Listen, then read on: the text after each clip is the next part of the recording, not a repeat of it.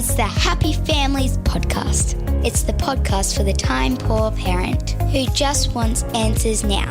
Now and then on the Happy Families Podcast, we try something different. Today, a little bit of that difference. Hello, my name's Dr. Justin Coulson. Today, I guess you'd call it an opinion piece, an op-ed from yours truly on the issue of tech, the tech giants, and how the tech giants are anti-kids. They don't care about your kids. On February the 2nd of this year, Australia's e-safety commissioner, Julie Inman-Grant, wrote a blistering critique of the world's tech giants and their response to discussions in the USA about increasing protections for children. What I'm going to share with you is what Julie wrote. I will mention that she begins by talking about a US Senate committee hearing with Mark Zuckerberg. I'm going to play part of that a little later in this podcast episode. Here we go. From Julie Inman-Grant in The Australian on the 2nd of February, platitudes, but no real action to protect our children. This week, I watched as a US Senate committee grilled CEOs from Meta, X, formerly Twitter, TikTok, Snap, and Discord about measures they have in place to arrest the global explosion in online child sexual exploitation and abuse. While tech executives being called to testify on this issue on Capitol Hill is a welcome development, the hearing was just as notable for the important and pivotal players who were not called to appear, including tech giants Apple, Google, and Microsoft. Unfortunately, what we heard from the leaders of the companies who were there, including Meta boss Mark Zuckerberg and X's newly minted CEO, Linda Yaccarino, was more of the same. Apologies and platitudes without any concrete commitment to take immediate action to protect children. It came as no surprise to me, says Julie Inman-Grant, that many of the assembled senators emerged from this process frustrated, particularly as a number of the CEOs continued to push back on supporting proposed new US child protection legislation. As the head of Australia's online safety regulator, I have some experience in this area. While eSafety was established as the world's first online safety regulator in 2015, it wasn't until 6 years later, after hitting brick wall after brick wall with the platforms, that the Australian government gave us compulsory information collection powers. Through these powers, we've spent the past 2 years surfacing a range of online safety shortfalls and inconsistencies in child protection across more than 27 tech services, including companies such as Apple, Meta, X, Microsoft, TikTok, Snap, and Google. Our reports showed many companies weren't even using available tools and technologies to detect child sexual exploitation and abuse material, let alone detecting grooming or live-streamed child abuse. What's more, there were no real barriers to stop users creating new accounts and reoffending. One of the biggest disappointments was to see Google and X, two of the most widely known companies in the world, did not fully comply with the notices I sent them, failing to answer key questions even though they related to crimes against children. While Google was given a formal warning, I issued X Corp an infringement notice of $610,500 due to the scale of its non-compliance. X Corp elected not to pay the fine, and my office is now involved in civil proceedings with the company in Australia's federal court, with the company also challenging the validity of the notice through judicial review. This week, the US Senate Chair Dick Durbin criticised tech companies for conveniently rolling out new child safety announcements only days ahead of the hearing. That included X's new Trust and Safety Centre of Excellence, boasting 100 new full-time content moderators focused on child protection. While I commend any child safety improvements, X's announcement came after the company cut more than 2,000 trust and safety staff following the October 2022 acquisition, something revealed in the e-Safety Commissioner's latest transparency report. The unprecedented explosion in online child exploitation we are witnessing is difficult for everyone to confront, including tech executives, but we cannot bury our heads in the sand. Australia will continue pushing ahead, holding the tech industry to account through our powers under the Online Safety Act, but the US is where most of the major platforms are headquartered, so measured, tangible changes there could see a meaningful difference in the online lives of children worldwide. What's needed is firm commitments to tangible safety action. In the meantime, we should continue putting pressure on tech companies to do more and more and better when it comes to protecting our children. The cost of continued inaction is simply too high. That's Julie Inman-Grant, Australia's e-safety commissioner. Julie will be on the podcast with me next week talking about some other issues. But let's just discuss this for a moment. First off, leaders from several major players didn't even bother to show up in the US Senate hearings. They genuinely think that they're above the law. Apple, Google, Microsoft execs all stayed away. Second, those who did show up spent their time justifying inadequate and downright harmful decisions, and they're acting like they're providing the world a service and doing us all a favour. So after surveying 27, this is according to Julia McGrant, surveying 27 of the biggest names in tech, her office found that many companies weren't even using available tools and technologies to detect child sexual exploitation and abuse material, let alone detecting grooming or live stream child abuse. And she says there were no real barriers to stop users creating new accounts and reoffending, even if they were found. So Google is given a demand notice by the eSafety Commissioner's office, requiring that they improve what they're doing. They ignore it. X, formerly Twitter, fined just over $600,000. They've ignored it. Now it's before the courts. They're actually saying, no, you don't have the authority to fine us because we're US-based and you're in Australia. Like, what is going on here? In terms of the duty of care, this is nothing but an abdication of responsibility. This is mendacity at its finest. These companies are all happy to roll out improvements, quote-unquote improvements, and grab PR. But in all honesty, can we read what Julia McGrant has shared and truly believe that these platforms are safe for our kids? These companies and their leaders do not care about you. They don't care about your kids. They don't care about bad actors. They don't care about scammers or pedophiles or abusers or bullies or anything that could potentially impact their bottom line. If we talk about this Senate hearing, policy-wise, nothing is going to come of this. These are talk fests where politicians get to showboat and make accusations and speak over the top of those who have been called to testify, and they bang their fists and they put on their tough guy acts and they don't move the needle. There's this one, I'm going to call it a grotesquely awkward moment. It's just terrible. Senator Josh Hawley, this is a guy with a very big voice. He's been talking a lot about men and their challenges lately in the US, wrote a book about it. He demanded that Zuckerberg apologize to the parents in the audience at the hearings for the harm that their families have experienced through his platform. This is what happened. This is the full context. Here's some information from a whistleblower who came before the Senate, testified under oath in public. He worked for you. It's a senior executive. Here's what he showed he found when he studied your products. So, for example, this is girls between the ages of 13 and 15 years old. 37% of them reported that they had been exposed to nudity on the platform unwanted in the last 7 days. 24% said that they had experienced unwanted sexual advances they'd been propositioned in the last 7 days. 17% said they had encountered self-harm content pushed at them in the last 7 days. Now, I know you're familiar with these stats because he sent you an email where he lined it all out. I mean, we've got a copy of it right here. My question is, who did you fire for this? Who got fired because of that? Senator, we study all of this because it's important and we want to improve our services. Well, you just told me a second ago you studied it, but that there was no linkage.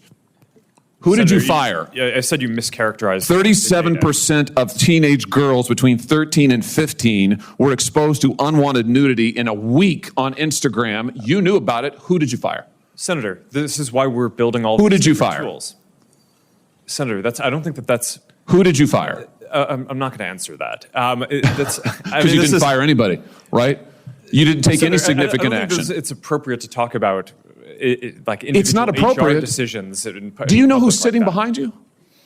You've got families from across the nation whose children are either severely harmed or gone, and you don't think it's appropriate to talk about steps that you took? The fact that you didn't fire a single person? Let me ask you this. Have you compensated any of the victims? Sorry? Have you compensated any of the victims? These girls, have you compensated them? I don't believe so. Why not? Don't you think they deserve some compensation for what your platform has done? Help Senator, with counseling services? Help with dealing with the issues that your services caused? Our job is to make sure that we build tools to help keep people safe. Are you going to compensate them? Senator, our job and what we take seriously is making sure that we build industry-leading tools to find harmful make content, money. take it off the services, To make money. and to build tools that empower parents. So you that didn't help take work any with- action. You didn't That's take not any true, action. Senator. You didn't fire anybody. You haven't not true. compensated a That's single not- victim. that's Let not me what I ask you said. this. Let me ask you this. There's families of victims here today. Have you apologized to the victims? Would you like to do so now? Well- they're here. You're on national television. Would you like now to apologize to the victims who have been harmed by your product? Show them the pictures. Would you like to apologize for what you've done to these good people?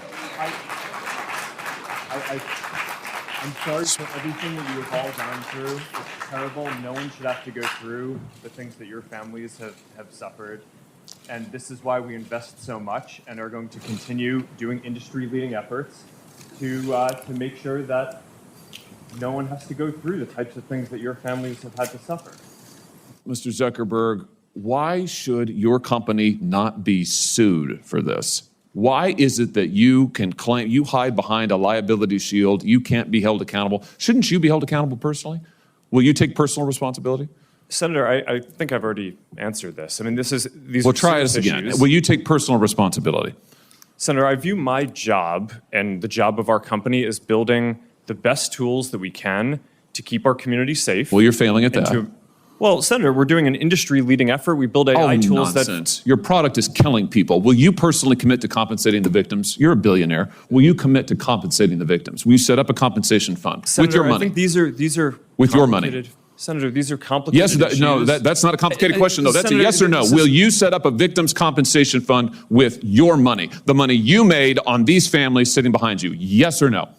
Senator, I don't think that's my job is to Sounds make sure like that a we no. build good tools. My Sounds job like a is no. to make sure that Your job is to be responsible for what your company has done. You've made billions of dollars on the people sitting behind them. Are you here? You've done nothing to help them. You've done nothing to compensate them. You've done nothing to put it right. You could do so here today, and you should. You should, Mr. Zuckerberg. Okay, so I watched this car crash TV moment. I don't know about you. I found myself squirming at the appalling theatre of it all. But I couldn't help but think, after that apology, that a parent might have demanded that Zuckerberg stand up and turn around and ask the politicians who are berating him, why haven't you done anything? Because ultimately, this is a free market economy, and the US government has allowed the free market to decide. The lobbyists and the people with power have pushed those politicians around, and the US government has let the tech companies bully them. The US government has let the billionaires have full sway. Ultimately, the US government has more control, more potential for power over what's going on with our kids in the online world than any other body on the planet. And they are doing precisely nothing except showboating and grandstanding in these big Senate committee hearings. They're having the hearings that go nowhere. They're extracting fake, awkward apologies from tech execs who aren't going to make anything happen until we get some real legislation that helps kids. Zuckerberg, once he's given his apology, he's going to get back onto his private plane and fly back to his compound in Hawaii and talk about his hand-grown llamas and whatever organic vegetables he's growing with his huge coterie of servants and employees. Zuckerberg and Sandberg and Musk and all the other executives at all these big tech companies are culpable. There's no denying that. But the real culprits, the ones that are at the very heart of this, are the politicians who are failing to act. We're dealing with it at an Australian level, where we just pass the buck to the USA. That's what our Australian government does. And in the USA, it's an exercise in cynicism. It's not just the platforms, it's the politicians as well, who are ironically trying to create a gotcha moment that's going to go viral on the very platform that they're trying to catch out with their gotcha moment. But when X and Google are plainly ignoring our e-safety commissioner's warnings and even fines, we're spinning our wheels. We're going nowhere fast. Until Australia's feckless politicians legislate, we are not going to see change. We could fix so many of these problems so easy. Politicians claim, oh, it's too complex, we can't do it. Those claims are overblown. We've got rules around when kids can drive, when they can drink alcohol, when they finish school. The online world doesn't have to be any different, but our politicians won't age gate anything at all, not even explicit content, not even pornography, where the federal Albanese government last year walked away from a recommendation from Julie Inman-Grant, the e-safety commissioner, to put an age gate trial on explicit sites. The federal government walked away from that and said, no, we can't do it. It's too hard. Not going to go there. Bottom line, there are no benefits to the world or to our children's lives from social media at the young ages that they're given access. There just aren't. And speaking of bottom lines, in the past couple of weeks, right after those Senate hearings, Meta, the parent company of Facebook and Instagram and WhatsApp, announced their record earnings. This was, I think, their chance to wallpaper over the disaster of the previous days of ugly publicity at the Senate hearings. I'm not a business guy, but this might be the best quarter of performance of any company in the modern business world. Meta posted a 25% increase in quarterly revenue, a total of $40.11 billion. That's 40 billion with a B in 3 months. Profit. This is a company that has laid staff off. They dropped from 88,000 staff to 66,000 staff. So about a quarter of their staff are gone. And it led to a $200 billion gain in market capitalization in one day. But they won't implement safety measures to stop our kids from seeing pro-anorexia content. They won't implement basic procedures to block IP addresses from known scammers and pedophiles. They won't remove explicit content that messes up our kids. And the list goes on. They're putting staff off that could do this stuff. And they're making $40 billion per quarter. The mendacity of this company is astonishing. They speak with such duplicity. They weaponize their armies of PR people and they effectively scrub the negative realities of their product because at the end of the day, it's all about money. The politicians, the shareholders, the economy, they'll let profitability rule over the well-being of our kids because it's all about money. So, this has gone on long enough. What's the upshot? We have government legislation and organisations to protect our environment. We have government legislation and organisations to protect our industrial relationships. We have commercial codes of conduct. We have so many things that are out there that are all about protecting people, jobs, environment, and so on. But big tech, immune, can't be touched. Their balance sheets are bigger than the balance sheets of several countries in the world, and governments just won't go near them. Cigarettes require warnings.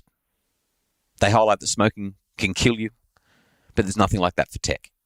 And that means that as parents, up against this enormous machine, we have to pick up the pieces and take individual responsibility, since we have these ineffective elected officials who care more about kowtowing to mendacious, duplicitous tech billionaires than helping our kids. Their focus on prosperity over protection and, ironically, society, the society that they're supposed to represent, is the poorer for it. So what do we do? Number one, here's what I recommend. Be across your kids' tech. Just know what they're doing. Keep them off it as long as you can, but when you do give them the go-ahead, be aware of who they're talking to and what they're viewing. Number two, be really firm on this. No screens ever allowed in bathrooms. No screens ever allowed in bedrooms. It's just not safe. Number three, have regular and consistent conversations with your kids about the risks that come with their tech and invite them to share what's going on with their friends and their friends' tech. Be upfront. Talk about things like capping. That's what we talked about with the Australian Centre to Counter Child Exploitation in episode 887 of the podcast. Talk to them about sextortion. We're talking about that in a couple of weeks' time with Julian McGrant. But there's some other episodes as well that are out there. We'll link to them in the show notes. Don't water it down or they won't understand the seriousness of it.